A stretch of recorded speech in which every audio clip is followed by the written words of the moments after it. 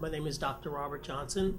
I'm a researcher in the Department of Childhood Cancer and Blood Diseases. I've been here for about 4 years. And my primary focus is working on pediatric brain tumors. Personally, I work on a specific type of childhood cancer called ependymoma. And this disease tends to occur in young children. It can also be found in adolescents as well. And what we're trying to do is develop novel therapies, because currently the only therapeutic approach that is available for these patients is surgery. And if the surgery isn't done well and the tumor is completely extracted from the patient's brain, what ends up happening is it grows back. And usually when it grows back, it's more aggressive. Now, what's really interesting about this particular disease is that it's chemo-resistant. So standard care for a lot of cancers is the use of radiation and chemotherapy. That's usually what is a generalized notion of how you treat cancer in general. But what happens in this particular case is that this disease seems to be resistant to chemotherapies. And what's worse is that because of where it grows in the brain, what happens is you really can't do radiation. I mean, we're talking about young children. Young children's brains are developing, and you end up doing a lot of damage when you use radiation. So what we're trying to do is understand, hey, is there another approach? Is there a different way, whether it be a novel type of chemotherapy, or what's going on now in the cancer field is directed drug targeting, trying to hit specific pathways and systems in cancer that they're required to grow and to develop. And if you can inhibit those, block those, affect those, what you find is that the cancer will eventually either stop growing, or hopefully what you want is for the disease to die and disappear.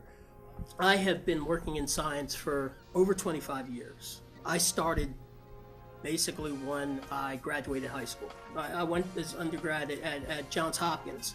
I went there with the express reason to be a biomedical engineer. That's what I wanted to do. I was great at science when I was, in high school, and physics and all the rest.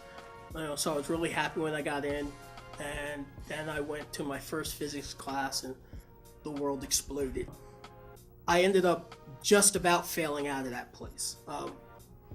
Physics ended up killing my world dreams of what I actually thought I wanted to do at the time.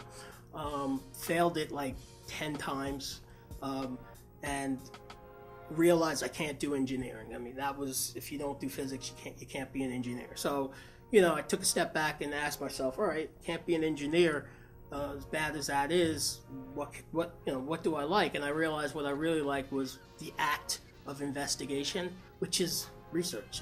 It's just any kind of science. So I took the engineering part out and just stuck with the biology part, and started working in labs as a volunteer, basically from the moment I got there, and just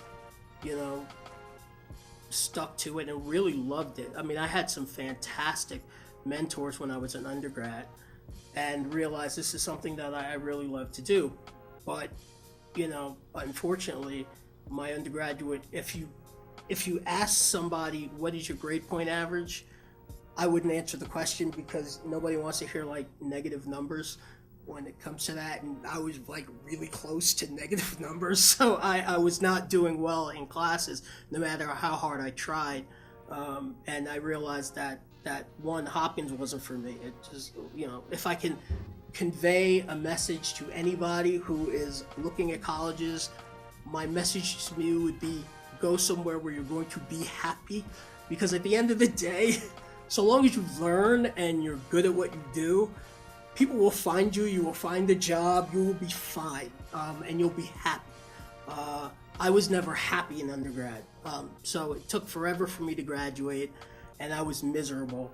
And because of that, I knew I couldn't progress straight into graduate school or anything like that, although I knew that's ultimately what I wanted to do. So I took a job in a lab, and fortunately for me, it was at Memorial Sloan Kettering. It's in New York. I'm from New Jersey, New York area, so fortunately for me, there's a ton of places to work. So I went to Sloan Kettering as a technician, and fortunately they had tuition reimbursement. So what I did was, I was like, you people are paying me to go to school? Rob's going to school. So I worked and took classes, one class, two classes here and there. And before I knew it, I had a master's degree from NYU. Kind of purely almost by accident. It was because I love science. I wanted to learn. They were paying me. Why not?